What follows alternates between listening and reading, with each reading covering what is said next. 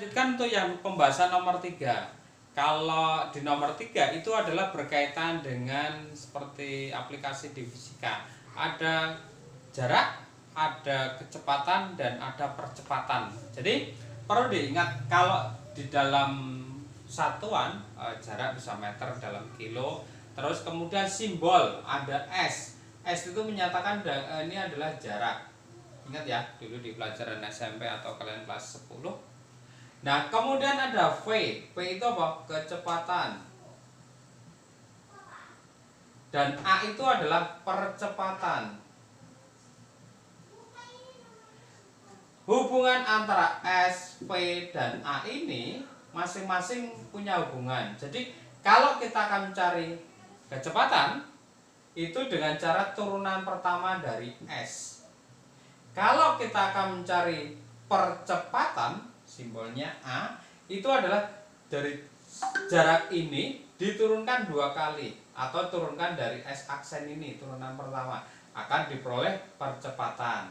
Nah, kalau di soal nomor 3 jarak benda bergerak, di situ perubahannya dinyatakan dalam bentuk S terhadap waktu. T itu kan waktu.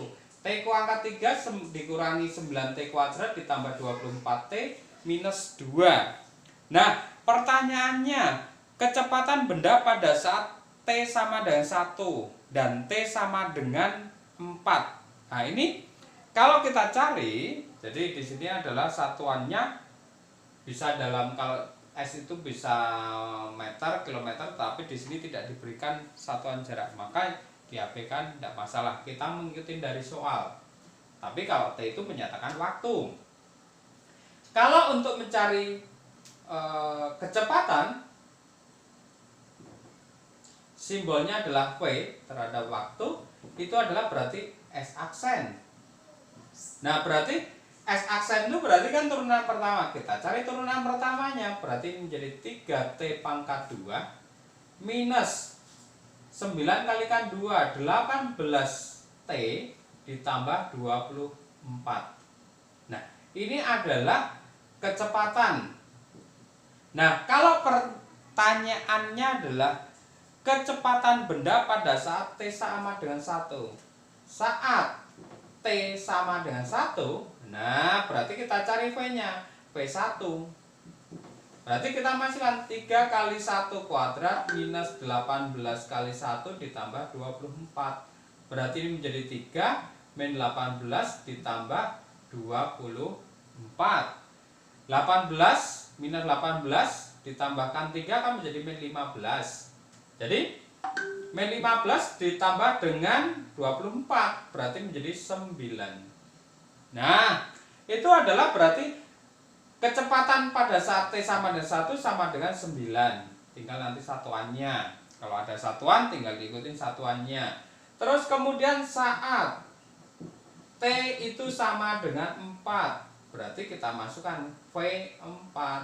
Berarti menjadi 3 kali 4 kuadrat, jadi dimasukkan di sini ya.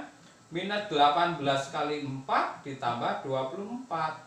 Berarti ini menjadi 3 kali 16 dikurangi 18 kali 4, 18 kali 4 cari aja. Berarti 72 ditambah 24. Berarti ini 3 kalikan 16 itu berarti menjadi 48 ya, 48, 72 ditambah 24. Ini kan berarti menjadi 70. Ini kan 72 minus 72 berarti menjadi 0. Nah, jadi kecepatan pada saat waktunya 4 itu adalah sama dengan 0. Nah, kemudian pertanyaan yang kedua, yang B. Di situ adalah ditanyakan percepatan. Jadi kalau kita ditanyakan percepatan, nah percepatan saat T sama dengan berapa? T sama dengan 1 dan T sama dengan 4 ya. Berarti kalau percepatan A terhadap waktu itu bisa dicari dengan cara turunan pertama dari fungsi S.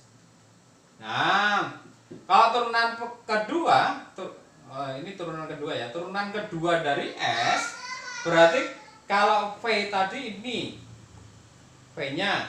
Turunan pertamanya ini. Berarti dari ini kita turunkan 1 kali lagi.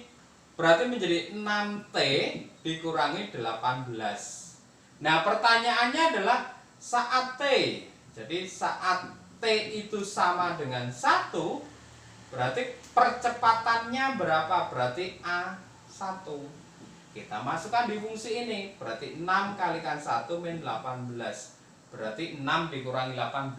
Berarti minus 12. Minus ya, percepatan minus itu artinya apa? Ada perlambatan. Nah, terus kemudian saat T itu sama dengan 4, berarti A4 dong.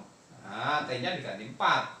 Berarti sama, masukkan di sini. Berarti 6 kalikan 4 dikurangi 18. Berarti 24 dikurangi 18. Berarti menjadi 6. Nah, jadi ini adalah percepatan. Percepatannya berapa? 6. Jadi kalau percepatan positif berarti dia semakin dipercepat. Gitu.